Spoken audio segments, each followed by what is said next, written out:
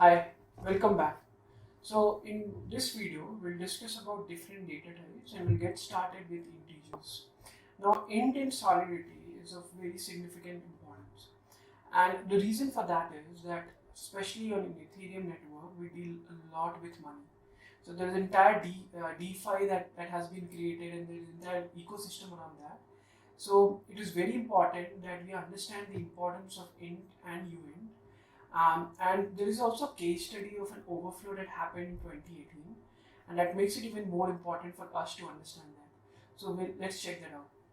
So basically, we have two. One is the int and the uint. Now, int is used for the both negative and the positive range values, and the uint is for the positive range value. Now, these ranges from say int 8 to int 256.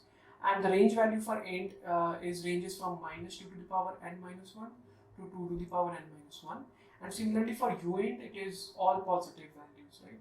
So typically, say for example, for an int 8 value, the value ranges from minus 128 to 127. And similarly for uint 8, it ranges from 0 to 255. Now what we'll do is, we have already created a contract called an integer.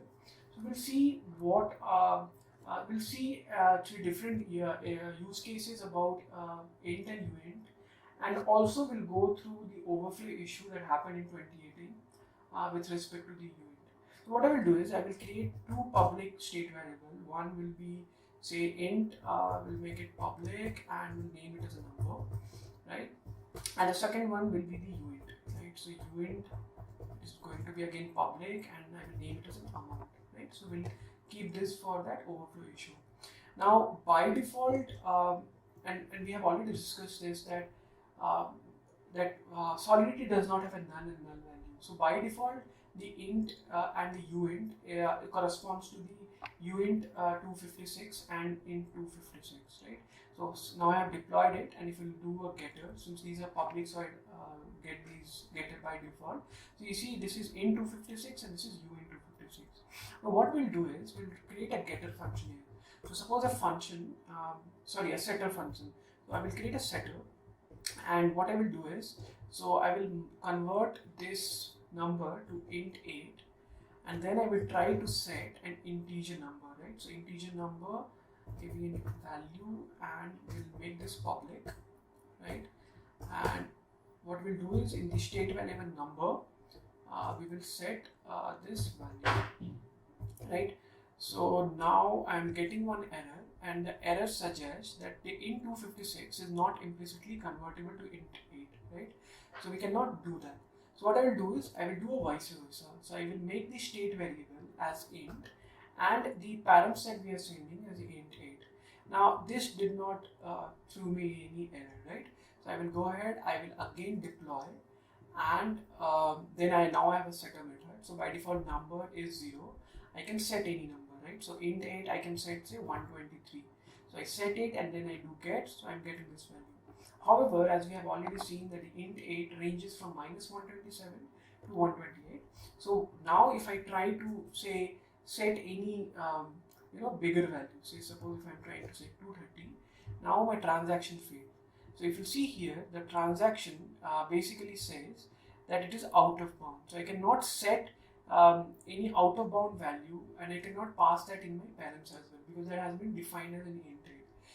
Okay, so now and the similar concepts will go for even the uint. So I can basically create similar setter functions and can go about and can map those different types, and it works basically similar. So now what we'll do is we'll go back to our compiler version 0.5.0. Now this was that version where that particular issue arrived, right?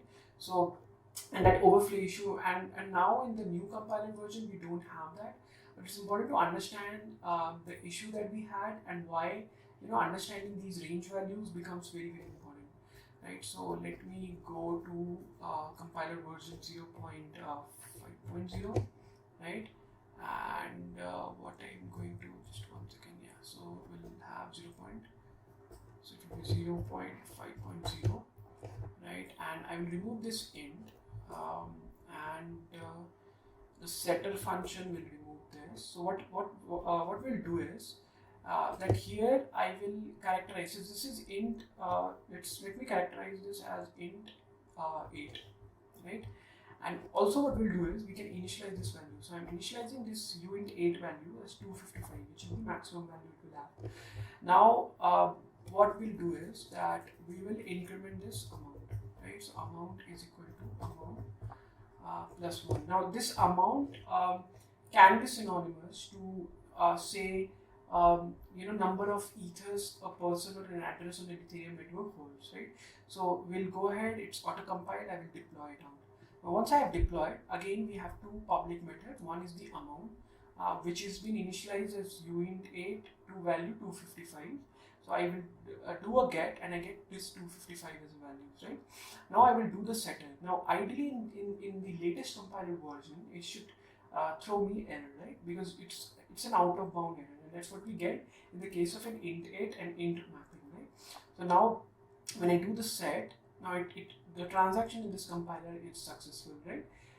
But what is more important to analyze here is that the balance that I had was 255, and now when I do a get, it's turned out to be 0, right? So this is a big disaster, and you won't be getting this in the new compiler version, but it is important that we understand how the range values of the int and the uint, because a lot of money is involved when we create those DMs, right? So it becomes even more important. Similarly, we'll go through different data types as well, and in the next video we'll go through arrays, and yeah, let's check that out. Thank you.